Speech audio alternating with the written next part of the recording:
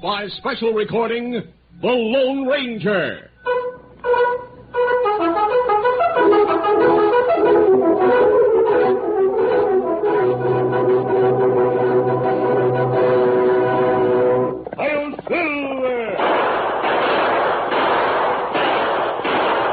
A fiery horse with the speed of light, a cloud of dust, and a hearty Hi-Yo Silver.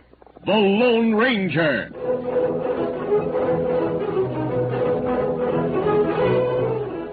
Before this exciting adventure, a word from our sponsor.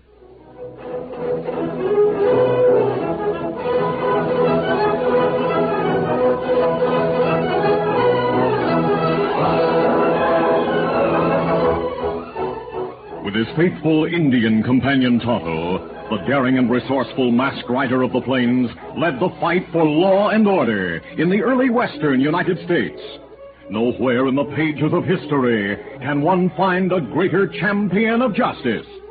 Return with us now to those thrilling days of yesteryear. From out of the past come the thundering hoofbeats of the great horse Silver.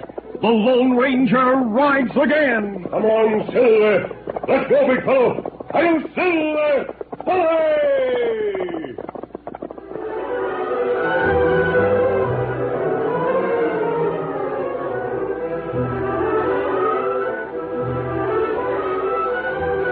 Captain Rogers of the Texas Rangers looked up as a young stranger entered his office at headquarters in Austin. Well, young man, what can I do for you? You're Captain Rogers? That's right. Who are you? My name is Bert Ackley, Captain. Bert Ackley. What? You're Jed Ackley's son? Yes, sir. Well, this is a surprise. I heard you were in California. I was, until I learned of Dad's death, Captain. I arrived in Austin by stage this morning. Sit down, Bert. Needless to say, I'm glad to meet you. Thanks, Captain. Your father was one of our best men. It was a shock to all of us here when he was killed 2 months ago. Well, what are your plans now that you're here? To find the men who were responsible for Dad's murder. That's a big job. The letter I received said he was ambushed by an hombre named Windy Burton and his gang. That's what we believe. Windy Burton is a notorious gunman and has 3 tough men riding with him. My Texas Rangers, and other lawmen for that matter, have been unsuccessful in tracking them down. Are they still in this territory, sir? The last report on Windy's gang came from up Pecos way. Captain, I want to join the Texas Rangers. I'd be mighty happy to have the son of one of our finest men on the force, Bert. But what, sir? Bert, you came here to Texas bent upon revenge. Right now, you're filled with bitterness and with a desire to shoot on sight the man who killed your father. Why not? Windy Burton is a murderer. He deserves to die. I agree he deserves to die. But only after due process of law, Bert. If you found him and shot him, you too would be a murderer in the eyes of the law. No, Bert, I can't permit the use of a Texas Ranger badge for the purpose of legalizing a killing. It's a badge of honor, not a shield to cover a revengeful killing. Then I'm not eligible to join the force. Is that it? Not under the circumstances. But if by chance you found Windy, got the proof against him, and turned him over to the law for punishment, well, then I'd know you had the makings of a good Texas Ranger. With us, the law comes first, regardless of personal feelings. I understand, sir. Thank you for talking to me. Goodbye, sir. Goodbye, and good luck.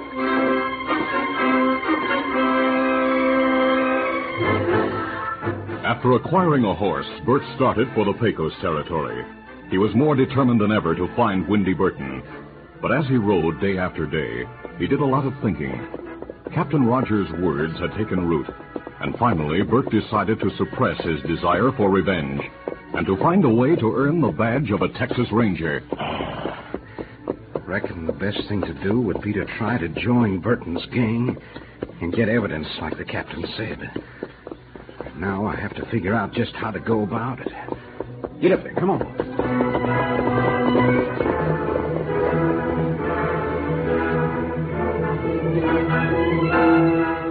Bert stopped at cafes in several towns as he journeyed toward Pecos, leaving the impression that he might be an outlaw and that he more or less admired Windy Burton.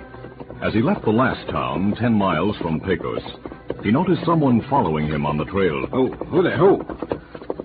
A moment later, a rider moved up beside him. Oh. Buenos dias, senor. Howdy, mister. You're riding to Pecos, no? Maybe I am. What's it to you? Well, I was in the cafe, amigo. I overheard what you were saying there. Well? I'm not with the law, senor, if that's what you think. I'm not afraid of lawmen, mister. But you do not like them, huh? Maybe not. An hombre who is friendly to the law would not speak well of such a one as Windy Burton, senor. Listen, this is a free country, and I say what I please. If I think Windy Burton is smart and might be a man worth knowing, that's my business. So that's what you think, eh? Bueno, it would be good for you to meet him, perhaps.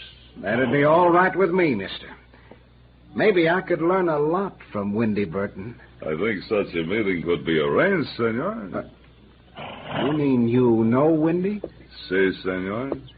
Say, I'm glad to meet you. I'm handy with a gun. If you think Windy might be willing to, well, take on another hombre to ride with the gang. Perhaps if I knew more about you, senor. Well, I come from California. You can call me Frisco. I sort of had to leave there in a hurry, you might say. Of course, Frisco. I am Carlos Marino, and I ride with Windy Burton. Mighty glad to meet you, Carlos. You really think you can fix it for me to meet Windy? See, I will tell Windy about you. Then I will meet you in La Belle Cafe at Pecos tonight and take you to see him. So go back now. Adios, senor. So long, Carlos. Come on, get it.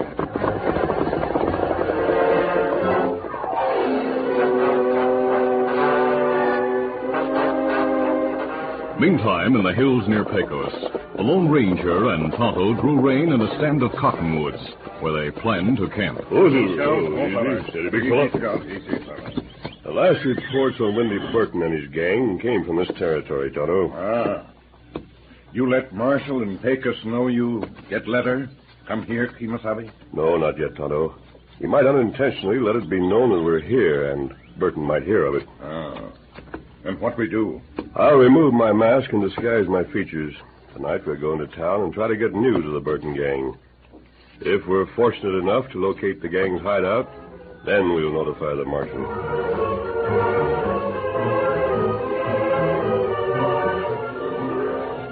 That evening, the Lone Ranger, in disguise, entered the La Belle Cafe. Tonto waited in the shadows between the buildings with the horses. Easy, Scum. Easy, fella. A short time later, 2 men left the cafe and walked to the hitch rack. Tonto moved silently through the shadows and stood near the corner of the building to observe them. One of them was saying, Reckon I owe you thanks, Carlos, for arranging this meeting. It is not just a meeting, amigo. You will have to stay once you get there. We couldn't let you live until you prove yourself. That's all right with me. Let's go. See? Tonto's alert mind caught the implication of Carlos's remark. You take young fella to some secret place. Me tell Lone Ranger. Tonto went quickly to the door of the cafe and signaled the Lone Ranger, who joined him a moment later. What is it, Tonto? Well, me see young fella and him talking. Briefly, Tonto told what he had heard. The Lone Ranger said, Well, the heavy-set Mexican said the young man would have to stay wherever they were going until he proved himself, huh? Not right. I'm curious to know where they're going, Tonto. Let's get the horses and follow them.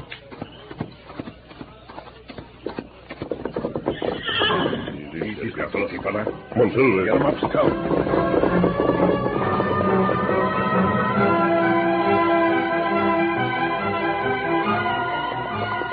By the light of a bright moon, Bert and Carlos rode into the hills.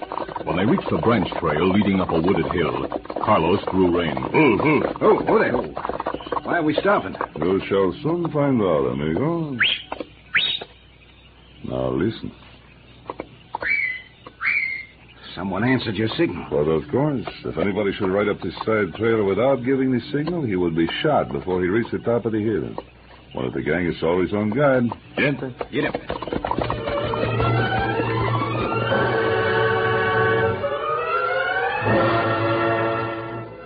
As he rode from town with Tonto to follow Bert and Carlos, the Lone Ranger put on his mask over his disguise. Later, the two men reached the side trail and pulled to a stop. Let's go. Easy. Oh, fella. Track show men stop here, Kimasabi. Then go up side trail through woods. All right, we'll follow the side trail and see where it leads us. Let's go.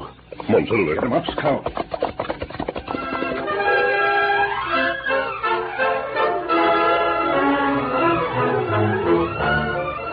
We'll continue our Lone Ranger adventure in just a moment.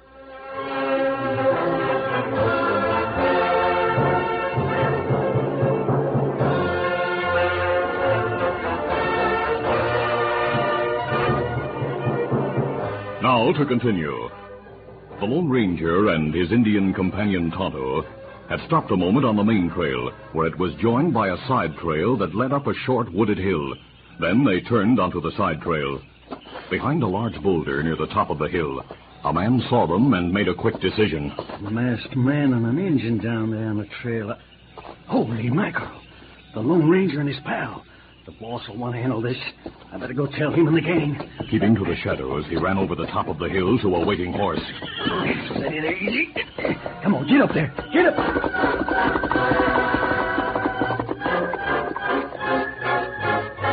Meantime, Carlos and Bert had entered a shack in a nearby hollow, where after preliminary greetings, Bert was being questioned by Windy Burton, as Carlos and two other men listened with interest. Carlos said you left the coast in a hurry. So I take it that means you got in trouble with the law out there. I reckon you won't hold that against me, Windy. You know, I think we're going to get along, Frisco. But, of course, you got to prove yourself before you really trust him.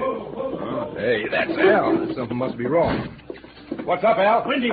A couple of riders are heading for the hideout. I saw them real clear when they stopped down on the trail a minute, just before they took the side trail. Well, why didn't you wait and use your gun? I told you I could see real clear. One is riding a big white horse and had a mask on. What? The other's an Injun. The same two who busted up the old gang, Windy. Jumping catfish the Lone Ranger and his friend. Yeah, Ranger? That is not good. What do we do, Windy? We must act fast now. Listen, Carlos. You sit here at the table across from the new man Frisco and deal some cards. Act natural. But watch Frisco. He hasn't proved himself yet. Say, I will watch him, but what happens, Windy? What then? Al, Pete, and I'll go out and hide our horses. Then we'll wait till those two come in here. They likely trailed you from town, Carlos. They'll think you two are alone. We'll get the drop on them. All right, let's go, men. Right. With you.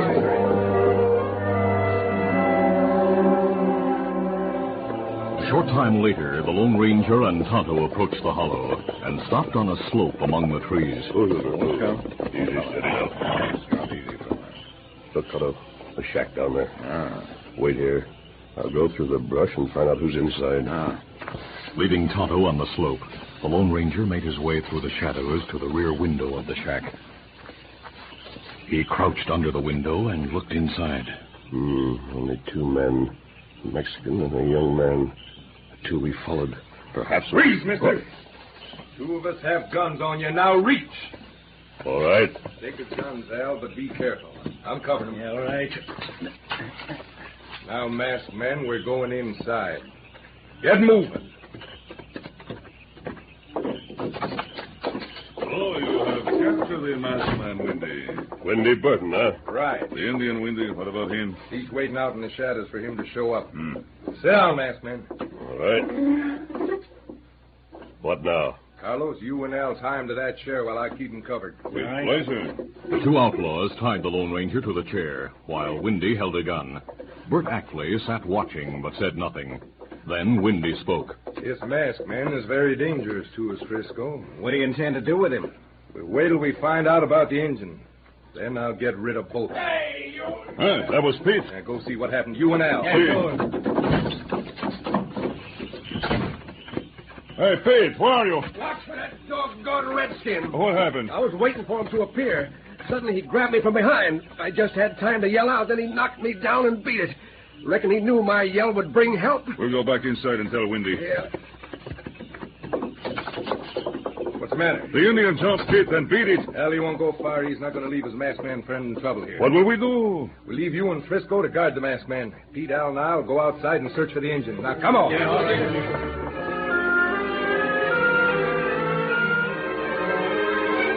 Tonto had caught a glimpse of the Lone Ranger tied to the chair inside the shack just before he jumped Pete. The Indian had hoped to prevent the man from crying out, but hadn't succeeded. He realized the Lone Ranger was in grave danger and decided he could do nothing alone against so many. He ran to his horse Scout and, quickly mounting, headed for town to get help. Get him up, Scout.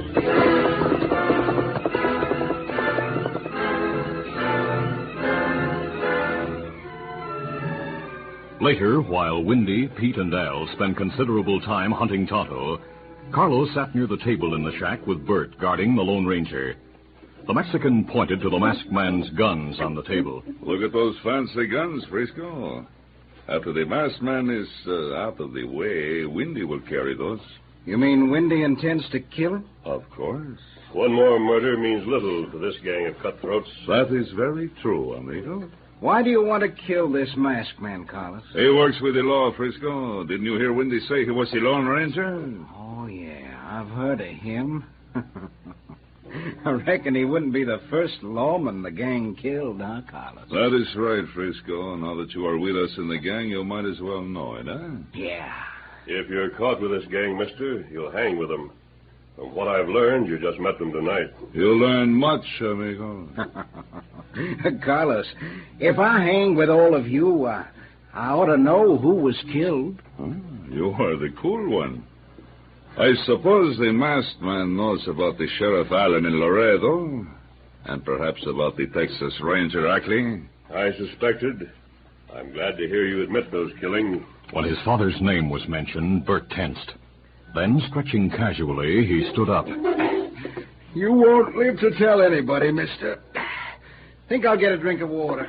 Bert walked nonchalantly behind Carlos. Then, drawing quickly, he brought the butt of his gun down on the Mexican's head. That'll do it. What is this? I'll untie you. I'm Bert Ackley. They killed my father. I joined the gang to get proof. There. I'll take my guns. Thanks, Bert. Now I understand. Now we'll see. Carlos, I reckon Eddie. Reach, you three. Hey, he's untied and he has his guns. I'll get him. Hold it. No! Let's get him, Pete. Right. Before Al and Pete could trigger their guns, the Lone Ranger and Bert fired. Oh, here. I'll keep them covered, Bert. Get their guns and tie them. Right. You all right? Yes, fellow. Yeah, we heard the shooting as we came down the slope. Tonto came to town and said the gang had caught you. We came on the double. Betty, it looks like you settled things about us. All right, time up, men. This young man is the one who saved the day for me, Marshal. If it hadn't been for him, I might have been dead before you arrived. You mean he isn't one of the gang? He is one of us. No, he's the son of Jed Ackley, the Texas Ranger who was murdered by Windy's gang. He joined the gang to get evidence. Holy smoke. My head, she's hurt bad. What happened? Carlos, you fool. That hombre you brought here was a spy. Huh? He knocked you out and untied the masked man. Thanks to you, Carlos, I have the proof I want. The masked man and I both heard you admit the gang killed Sheriff Allen of Laredo and my dad. By thunder, Windy Burton, I ought to kill you Easy, right Bert, now. easy. The law will take care of them. Yeah. I'm sorry. It was courageous of you to join the gang the way you did. I wanted to find Windy and kill him. But Captain Rogers talked me out of it. He said if I proved myself, I could join the Texas Rangers. Well, you have proved yourself, Bert. And I'm sure you'll wear the Texas Ranger badge with honor. What? That's what the captain called it. The badge of honor. You'll make a fine lawman. If you intend to go to Austin, I'll and I'll go with you. I'd like to recommend you personally to Captain Rogers. Say, that's fine, sir. Good. We'll leave right now. Goodbye, Marshal. I'm sure you and your men will take care of Windy and his gang. We sure will, mister. Adios. Adios. Let's go, Tonto, Bert. Goodbye, Marshal. So long, Bert. Oh, and all the time I think we have found a good hombre to join the gang. I even think that hombre who called himself Frisco would be my friend. A young hombre like that'd be a doggone fool to have one of you killers for a friend. But he's darn lucky to have a friend like the Lone Ranger.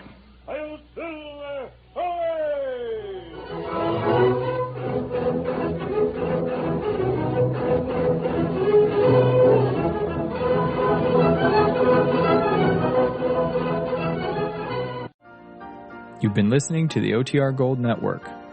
Find more classic radio at otrgold.com.